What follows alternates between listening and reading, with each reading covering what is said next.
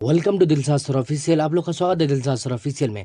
आज हम लोग जानेंगे क्लास 9th का ज्योग्राफी का चैप्टर नंबर 5, जिसका नाम है प्राकृतिक वनस्पति एवं वन्य प्राणी। इसका जितना भी ऑब्जेक्टिव यानी वस्तुनिष्ठ प्रश्न, जितना भी खाली स्थान फिल इन द ब्लैंक्स, सभी को हम लोग जानेंगे। और लघु उत्तरीय क्वेश्चन जितना भी है और दीर्घ उत्तरीय क्वेश्चन जितना भी है, ठीक है, उसका सभी का आंसर इस वीडियो के माध्यम में हम लोग जानेंगे। ठीक है, सभी का बारीकी भाषा में आंसर जानेंगे। ठीक है, उसके बाद अगर आप लोग इससे पहले वाला वीडियो जिसमें हम चैप्टर 4, चैप्टर 3, चैप्टर 2, चैप्टर 1 का क्वेश्चन आंसर करवा चुके हैं, आप लोग उस वीडियो को नहीं देखे हैं तो आप जाकर देख सकते हैं। डिस्क्रिप्शन बॉक्स एवं प्लेलिस्ट दोनों में मिल जाएगा आपको। ठीक है, तो देख लेते हैं। यहाँ पे देखिए चैप्टर 5 में जो है क्वेश्चन क्या है, यहाँ पे देखते हैं। तो देखिए चैप्टर 5 में ऑब्जेक्टिव टाइप क्वेश्चन जो है 3 ही है। ठीक है, ऑब्जेक्टिव जिसको हम वस्तुनिष्ठ प्रश्न बोलते हैं। ठीक है, तो पहला क्वेश्चन है कि भारत में जीव संरक्षण अधिनियम कब लागू हुआ। ये क्वेश्चन काफी इंपॉर्टेंट है। ठीक है, ये क्वेश्चन कई मर्तबा पूछे हुआ है। ठीक है, तो इसमें जो है कि भारत में जीव संरक्षण अधिनियम कब लागू हुआ, 1972 ईस्वी में। ठीक है, अगला क्वेश्चन है कि भरतपुर पक्षी विहार विहार कहाँ स्थित है। ये भी क्वेश्चन काफी इंपॉर्टेंट है। आप लोग विहार यहाँ पे लिखा हुआ, बिहार नहीं लिखा हुआ, भरतपुर पक्षी विहार राजस्थान राज्य में है। आप लोग कंफ्यूजन नहीं होना, क्योंकि यहाँ पे पटना भी ऑप्शन दिया हुआ है। बच्चा को फंसाने के लिए बिहार की राजधानी पटना भी यहाँ पे दिया हुआ है, ताकि बिहार समझेगा और पटना समझेगा, तो ये दोनों ऐसे मत लिखिएगा। ठीक है, तो भरतपुर पक्षी विहार कहाँ स्थित है, तो राजस्थान राज्य में स्थित है। ठीक है, अगला क्वेश्चन है कि भारत में कितने प्रकार की वनस्पति प्रजाति पाई जाती है। तो भारत में जो है आपको हम बता दें कि भारत में आपको कितने प्रकार के वनस्पति प्रजाति पाई जाती है, तो लगभग 90,000 प्रजाति, यानी कि 90,000 से लेकर के 1 लाख के बीच में वनस्पति प्रजाति पाई जाती है भारत में। ठीक है, अगला क्वेश्चन देखिए। यहाँ पे ये तो वस्तुनिष्ठ प्रश्न था। अब रिक्त स्थान यानी खाली स्थान जिसको बोलते हैं। ठीक है, तो देखिए पहला क्वेश्चन है कि भारत में तापमान चूंकि सर्वत्र पर्याप्त है, अतः डॉड की मात्रा वनस्पति की प्रकार को यहाँ निर्धारित करता है। तो वर्षा की मात्रा, क्या वर्षा की मात्रा क्या करता है कि यहाँ के वनस्पति के प्रकार को निर्धारित करती है। ठीक है, अगला क्वेश्चन है धरातल पर एक विशिष्ट प्रकार की वनस्पति या प्राणी जीवन वाले पारिस्थितिक तंत्र को डॉट कहते हैं। क्या कहते हैं, बायोम या जीवो, या इसको क्या बोलते हैं, जीवोम। ठीक है, बायोम या जीवोम बोल सकते हैं। ठीक है, ये हो गया। आप इसको बायोम भी बोल सकते हैं, जीवोम भी बोल सकते हैं। अगला क्वेश्चन, 3rd नंबर क्वेश्चन है कि मनुष्य की पारिस्थितिक तंत्र का एक डॉड अंग है, यानी कि जैविक अंग है। ये क्या है, कौन सा अंग है, तो जैविक अंग। मनुष्य का जो ये है ना पारिस्थितिक तंत्र, एक कैसा अंग है, तो एक जैविक अंग है। ठीक है, अगला क्वेश्चन देखिए। यहाँ पे क्वेश्चन देखिए 4था नंबर क्वेश्चन, घड़ियाल मगरमच्छ की एक प्रजाति विश्व में केवल डॉड देश में ही पाया जाता है। तो ये जो घड़ियाल मगरमच्छ का जो प्रजाति है वो केवल भारत देश में यानी कि इंडिया में ही पाया जाता है। ठीक है, अगला क्वेश्चन देखिएगा कि देश में जीव मंडल निश्चय की कुल संख्या 18 है, यानी कि कुल निश्चय की संख्या कितना, आरक्षित क्षेत्र की संख्या 18 है, जिसमें 10 को विश्व के जीव मंडल निश्चय में सम्मिलित रखा गया। इसमें से 18 में से जो है ना 10 को क्या किया गया, विश्व के जीव मंडल निश्चय में सम्मिलित रखा गया। ठीक है, तो यहाँ पे पहला में आ जाएगा 18, दूसरा में आ जाएगा 10। ठीक है, उसके बाद यहाँ पे क्वेश्चन आता है कारण बताओ। ये भी क्वेश्चन इंपॉर्टेंट है, कई मर्तबा इससे भी क्वेश्चन बनता है कि कारण बताइए। हिमालय के दक्षिण ढलान पर उत्तरी ढलान की अपेक्षा सघन वन पाए जाते हैं। ये क्वेश्चन है आपका। आपको इसका आंसर देखिएगा। देखिए इसका आंसर आप लोग इस तरह से लिख सकते हैं। ठीक है, यहाँ पे इसका आंसर देखिए।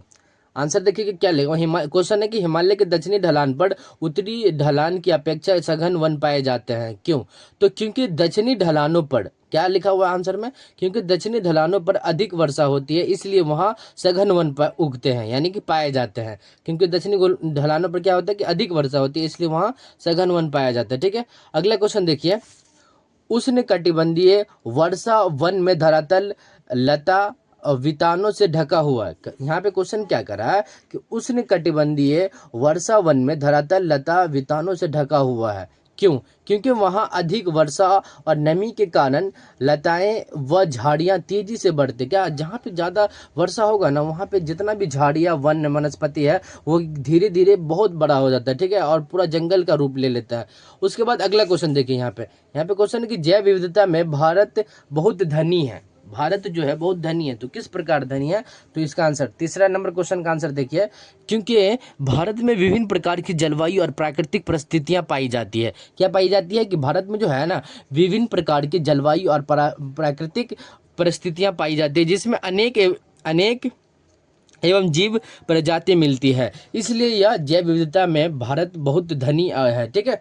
अगला क्वेश्चन देखिए, चौथा नंबर क्वेश्चन, झाड़ी एवं कटीले वन में पौधे की पत्तियां रोएदार, मोवी मोवी गुद्देदार एवं छोटी होती है। यहाँ पे देखिए क्वेश्चन, चौथा नंबर क्वेश्चन क्या कर रहा है कि झाड़ी एवं कटीले वन में पौधे की पत्तियां रोएदार और गुद्देदार एवं छोटी होती है। तो ताकि यहाँ पे आंसर मिलेगा कि ताकि वाष्पोत्सर्जन कम हो और पानी की बचत हो सके। ये क्या होता है?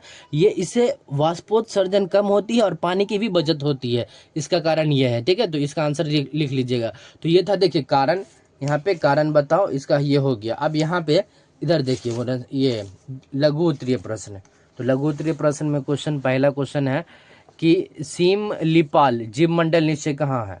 यहाँ पे सिमलीपाल जो है, ये सिमलीपाल जीव मंडल निश्चय कहाँ है? क्वेश्चन पहला क्या है कि सिमलीपाल जीव मंडल निश्चय कहाँ है? तो इसका आंसर में लिखिएगा, देखिए यहाँ पे आंसर में लिखिएगा सिमलीपाल जीव मंडल निश्चय कहाँ? तो सिमलीपाल जीव मंडल निश्चय उड़ीसा के मयूरगंज जिले में स्थित है। ये भी क्वेश्चन काफी इंपॉर्टेंट है, कई मरतबा पूछे हुआ है, ठीक है। तो सिमलीपाल जीव मंडल निश्चय उड़ीसा के मयूरगंज जिले में स्थित है।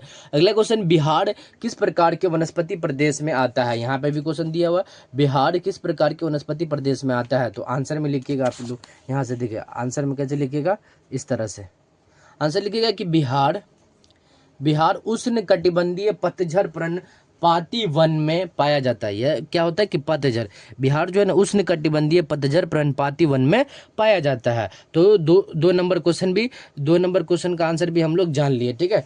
तीसरा नंबर क्वेश्चन यहाँ पे देखिए, यहाँ पे तीसरा नंबर क्वेश्चन है कि हाथी किस वनस्पति प्रदेश में पाया जाता है? तो देखिए हाथी जो है ना, हाथी आपको किस वनस्पति प्रदेश में पाया जाता है? तो इस तरह आप इसका आंसर लिखिएगा कि हाथी जो है, आप लोग आंसर लिखिएगा कि हाथी किस वनस्पति प्रदेश में पाया जाता है। तो हाथी जो है वो उष्ण कटिबंधीय सदाबहार एवं आर्द्र पर्णपाती वन में पाया जाता है। क्या किस में पाया जाता है? उष्ण कटिबंधीय सदाबहार एवं आर्द्र पर्णपाती वन में पाया जाता है, ठीक है। अगला क्वेश्चन देखिए, भारत में पाए जाने वाले कुछ संकटग्रस्त वनस्पति एवं प्राणी के नाम बताएं। यहाँ पे देखिए, यहाँ पे भी लिखा हुआ कि भारत में पाए जाने वाले कुछ संकटग्रस्त वनस्पति एवं प्राणी के नाम बताएं। तो इस तरह से हम लोग जान लेते हैं। देखिए वनस्पति में सबसे पहले आ जाएगा लाल चंदन। आंसर में लिखिएगा कि वनस्पति में लाल चंदन और हिमालय यू, ये भी एक वनस्पति का प्रकार है। आप लोग ये सब क्या है कि ये संकटग्रस्त है, यानी कि ये विलुप्त होने के कगार पे आ रहा है। उसके बाद प्राणी में बाघ,